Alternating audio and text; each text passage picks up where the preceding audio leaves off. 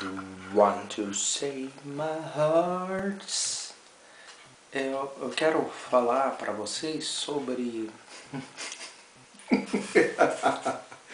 Quero falar sobre a microescrita. Esse conceito de escrever uma história, que eu coloquei como microescrita, ele advém de uma dificuldade que a gente tem de escrever um longa-metragem como o filme Magnolia. Vocês lembram do filme Magnolia? Paul Thomas Anderson. Uma coisa assim, o cineasta. São um monte de trama comparativa. No final, não vou falar o spoiler. Sabe o que eu ia falar, né? Tem a ver com Han. É fantástico esse filme. O que eu quero dizer é que existem longas-metragens que são muito compridos. Então uma característica que aquele longa-metragem muito comprido poderia ser uma série, não um longa-metragem. Por que ele é tão comprido? Então a outra característica que o torna comprido é que ele tem um conteúdo muito rico que precisa ser prestado conta ao desenvolvimento daquelas tramas. Então tem muitas tramas. Então primeiro, um longa-metragem teria que ter poucas tramas, uma trama só, pouca coisa. Uma série tem muitas tramas. Então se você tem um longa-metragem muito comprido, é óbvio que ele está saindo do formato de arco dramático do longa-metragem e está indo para episódicos. É uma série, ele faz um episódio, outro. Então o ponto de giro acaba fechando uma ideia de episódio. Eu chamei de microescrita. Quando você depara que a sua história, que você quer contar, que você gosta, você enfiou na cabeça que ela é um longa-metragem, não interessa. O fio condutor, narrativa, eu percebi que a minha história tem muitas tramas porque tem um universo. Para passar a ideia daquele universo, não é história só de um personagem, não é. É de um universo. Então eu preciso situar, inclusive no tempo. Eu vou migrando, e isso foi muito legal, ficou que nem um bordado, uma coxa de retalho. Vou trabalhando. E daí o que acontece? Eu cheguei à conclusão da microescrita. É como assim, eu escrevo de dentro para fora.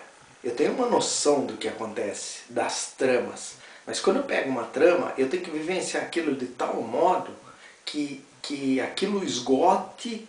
O personagem está revoltado, ele tem que se revoltar até o máximo, até acalmar. Até ele ser freado, para dar um ponto de giro, ou alguma coisa.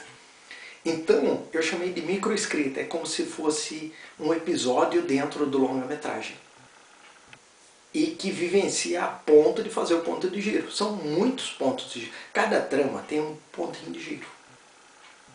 Imagine, se é uma trama só, você consegue fazer mais limpo essa coisa do paradigma do Ziegfeld, né? Dos 3 atos, o ápice, né? A entrada no terreno mágico lá, a jornada do herói, o chamado, todas aquelas coisas, todas que você estuda nos livros.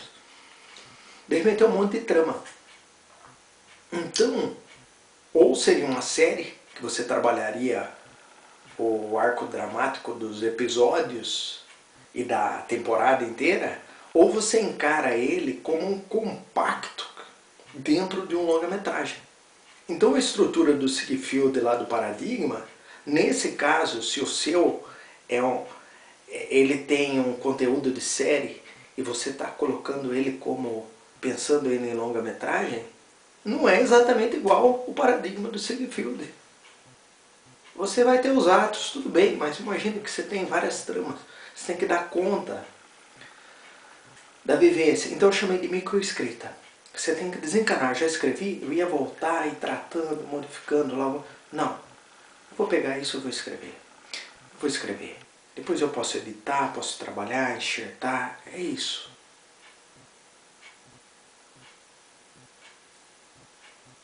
Agora, como que eu cheguei a essa conclusão? Não foi lendo livro de teoria de roteiro, foi escrevendo histórias. E essa história está me cobrando essa concentração de eu escrever bem esse trecho. Que coisa, não? Want to save my heart. Que coisa.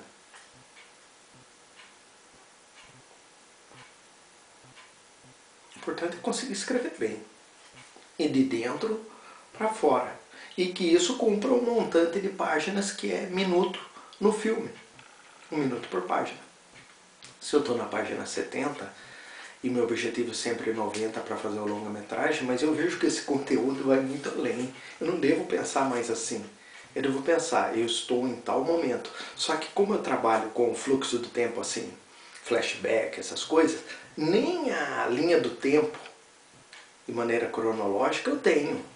Eu não posso dizer, eu estou no meio da minha história, porque ela vai e volta, vai e volta. É como se fosse o Lost, lembra aquela série tão antiga já? Tão antiga, olha que tá todo mundo velho.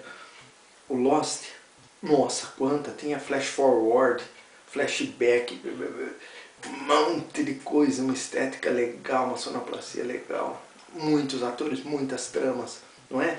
Então o desafio é isso, eu quero escrever um longa-metragem com muitos personagens. Então vou me inspirar nas séries mesmo. Então essa microescrita é como se aquilo fosse um episódio. Uma sequência eu posso encarar como se fosse um episódio. Eu tenho que dar conta daquilo.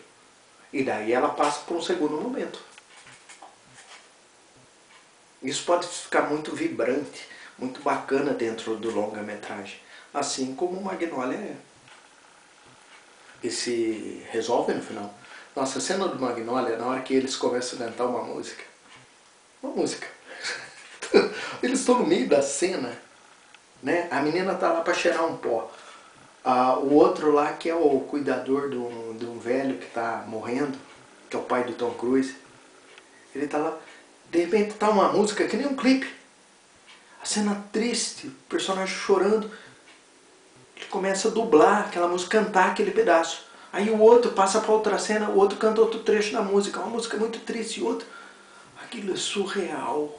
Aquilo é o ponto de giro. E é onde começa aqueles lances da RAM no Magnolia. Eu não estou contando, não é spoiler, é o lance da RAM. Onde tem a redenção. Redenção e a resolução do filme de um monte de tramas comparativas. Ele fez uma tese. É microescrita, escreve por dentro, é assim, no final a pessoa assiste um pedacinho por vez, e ela tem que ficar cativada com aquilo. Então essa coisa de planejar, fazer isso é muito racional.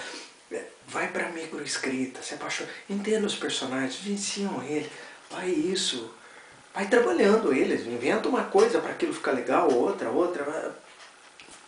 Microescrita. Esse é do roteiro. Eu estou escrevendo Asas. What you say, heart.